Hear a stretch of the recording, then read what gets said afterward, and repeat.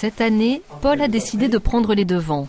En prévision du printemps synonyme pour lui de rhinite, il consulte aujourd'hui un allergologue pour déterminer l'origine de ses symptômes. J'avais le nez qui était pris et j'avais du mal à respirer, j'avais des blocages et j'avais les yeux qui me piquaient aussi un petit peu. J'avais besoin de me moucher fréquemment, enfin, c'est pas agréable. Pour comprendre l'apparition de cette rhinite saisonnière, il faut trouver l'allergène qui provoque l'obstruction nasale, mais les causes potentielles sont nombreuses. En premier lieu, il y a les acariens, qui sont vraiment les allergènes majeurs.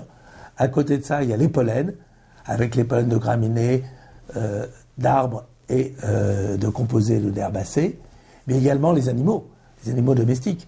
Et maintenant, avec les nouveaux animaux de compagnie, ce qu'on appelle les NAC, il y a de plus en plus de personnes qui sont sensibilisées aux gerbilles, aux hamsters, aux cobayes, aux rats, aux souris, etc.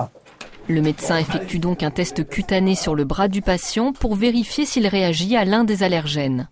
Je dépose une goutte d'allergène et ensuite, avec un petit bâtonnet, j'appuie sur la goutte pour faire pénétrer à 1 mm de profondeur une quantité précise de produit.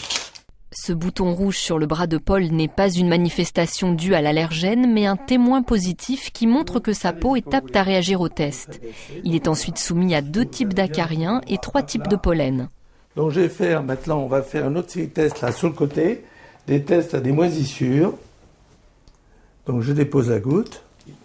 3 types de moisissures sont testés et Paul patiente 10 minutes pour connaître le résultat de l'examen. Donc vous voyez, le premier test, là, témoin positif et bien positif. Les 2 acariens, là, ça doit vous démanger un petit peu, hein. Oui. Ça gratte, oui, sont positifs. Les tests au pollen d'arbre, les 3 tests au pollen d'arbre sont négatifs. Les 3 tests aux moisissures sont négatifs. Néanmoins, ces 3 tests-là, je vais vous demander de les surveiller les jours suivants. Le patient réagit aux acariens, mais pas au pollen. Cela n'explique donc pas tout à fait le caractère saisonnier de sa rhinite.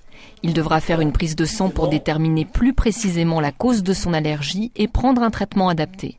Donc ça, c'est la prise de sang. Alors, vous n'avez pas besoin d'être à jeun, hein, je vous le dis tout de suite. Ça marche. Il y a 2 aspects dans le traitement de la rhinite. Il y a d'abord traiter les symptômes à base d'antihistaminiques, de corticoïdes atopiques nasales. Donc ça, c'est le traitement symptomatique. Puis après, il y a le traitement de la cause, où on peut être amené à faire une désensibilisation par voie sublinguale. Le plus souvent avec des gouttes que l'on met sous la langue le matin à jeun. Paul notera aussi le contexte dans lequel apparaissent les symptômes de sa rhinite. Les cas ne cessent d'augmenter à cause de la pollution et du réchauffement climatique, responsable d'une apparition plus précoce des pollens.